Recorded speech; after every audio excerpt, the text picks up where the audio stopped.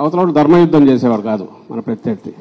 వాళ్ళకి తెలిసిన విద్య అడ్డంగా కొట్టడం, అది గమనిస్తూనే ఉన్నాం. అది ఈసీ కావచ్చు, ఇంకోటి కావచ్చు. దయచేసి ప్రతిదీ మా టార్గెట్ మనది ఇది అనే దృష్టిలో పెట్టుకొని దానికి తగినట్టు తెలుసుకోండి.